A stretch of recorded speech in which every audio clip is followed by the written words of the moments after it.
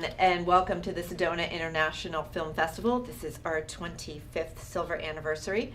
I'm Carol Kahn, and we're coming to you live from the Sedona Rouge Hotel and Spa, who's one of our sponsors, along with Digitech and Black Magic Design. We'd like to thank our sponsors to participate in this big anniversary of ours. And I'd like to welcome Kay for the movie The Butterfly. The butterfly trees. That's right, the butterfly trees. And welcome to Sedona. Thank you. And welcome to the festival. Thank you. So happy to be here. I mean, this is such an amazing festival.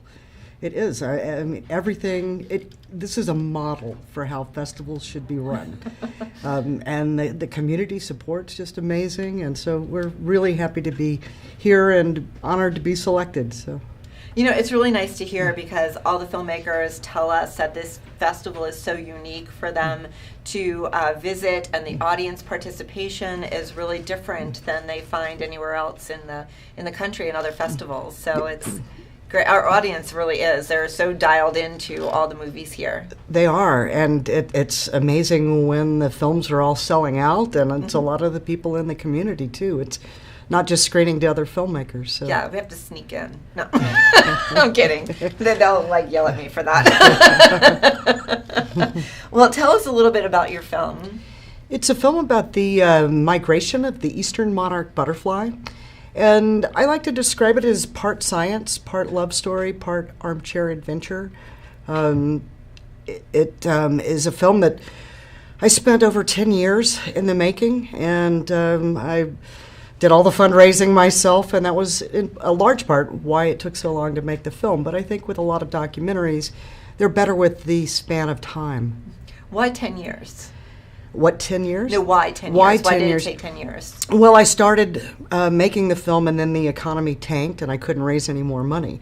And so my career took off, and in 2013, the monarch numbers were the lowest in recorded history, and I knew that I had to dust the film off and bring it back to life and get this project done. So it's basically a calling. So the monarchs were calling you to finish it. Absolutely, it is very much of a passion project, and I think so many documentary films and filmmakers, it's like stepping off a giant cliff into the unknown to discover wings that you didn't know you had.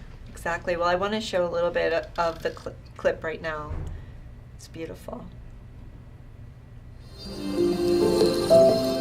Superimposed, one upon the other, like little folded hands, they cling to fir branches and to each other. Warmth, safety in numbers. Sometimes the limbs of these 100-year-old trees break from the cumulative weight of butterflies.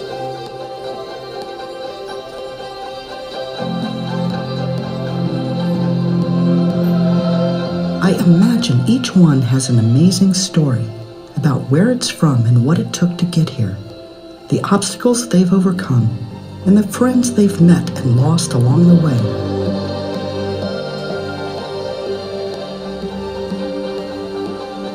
The experience is otherworldly, something akin to being inside of a magical snow globe.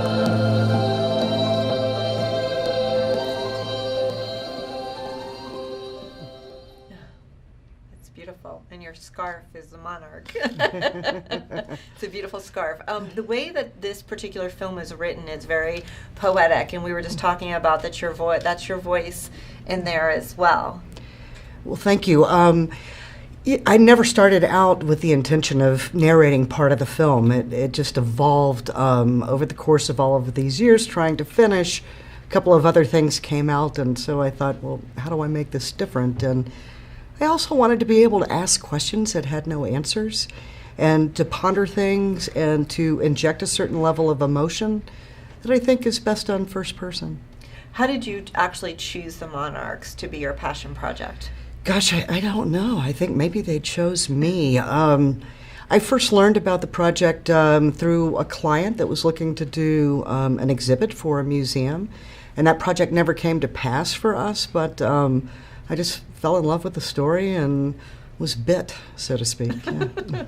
And your background, we were just briefly talking about your background. So you actually do... I'm a producer by trade. I make my living doing film and video, and I do a lot of work for museums and visitor centers. And so that was how this project was first brought to me. And so anyways, I just kind of took it and made it my own. And where was this filmed? This has been filmed in Ontario, Canada, in several locations in Ontario, 8 states in the United States, and also in Mexico. And the way we did this is that I would raise a little bit of money, and I'd go film, and then I'd come back and raise a little more money. So it is over the span of many years. So each of the places that you went to, were there butterfly sanctuaries, or like what were those places, and were they different? Was each place different, or was the process the same? It's easier to go to the butterfly sanctuaries and find butterflies. The hard part is finding them all along the way, because their behavior is very much connected to the weather, and you can try to time things to the approximate time of year, but it's nature, and it doesn't always cooperate, or for us anyways as filmmakers. And so we went to 4 of the sanctuaries in Mexico, and they were each a different experience, certainly. But gosh, I mean, there's nothing like being in that place and, looking up, and these trees are just filled with monarchs, and it's just this extraordinary experience. I know, it's hard to believe that something so beautiful, their lifespan is so short. Well, the average monarch only lives 2 or 3 weeks, but this generation that migrates is called the super generation, and so they live up to 9 months and make this epic trip down to Mexico. So, and there's a tracking, right? Can you track them? There's a lot of citizen scientists that actually place tags. It's kind of like bird banding, and those tags are collected in Mexico, or sometimes people see them. Photographers will see them and photograph them, and so that's how they know a lot about the migration, is through those tags. And have you found anything in the patterns of the migration? So like you just mentioned that, in some of the places that they'll come back again too. But is there any kind of patterns that they have that you followed? Well, I think one of the most interesting patterns of all is connected to the title of the film. Yes, they go to Mexico, and they go to these very same trees that their ancestors 3 or 4 generations went to the year before, but no single butterfly ever makes the same round trip.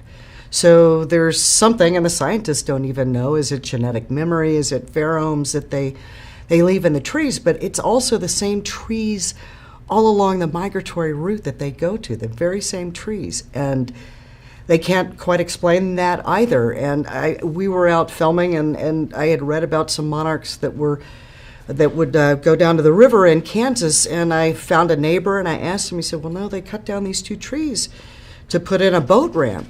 And he said the monarchs haven't been back since. And so it's not that they will go somewhere else, but when their specific trees either die or get cut down, they don't just go to the tree that's next to it. So. Right, so I know, and I just asked you about like tagging to the butterflies just to find out where they go, but the lifespan is so short that it's almost like impossible to track, and it's not like hummingbirds or birds that are going to come back year after year. You can say, oh, these came back, just like you said, they're just they're not going to be here next year. It's an infant generation that makes the migration, and then it's 3 or 4 generations later that make the migration the following year.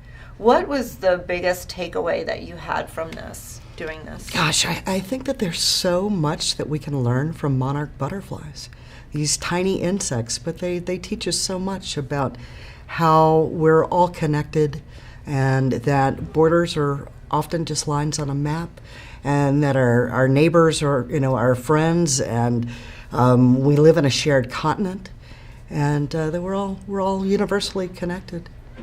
That's beautiful. So where can everyone see your film or learn more about it? Well, we've just gotten our wings, and we have just, this is our 4th film festival. And so we're screening here on Saturday at 4:15. And we have another festival that we're going to in Mexico, Valle de Bravo, at the end of March. And we're seeking distribution. So Great. And do you have a website? Yes, www.butterflytrees.com. Awesome. Well, thank you for bringing this to us and being at the film festival. It's great having you here. Thank you, Carol. And wish you the best. Thank you. Thanks. And we will be back with more from the Sedona International Film Festival after this.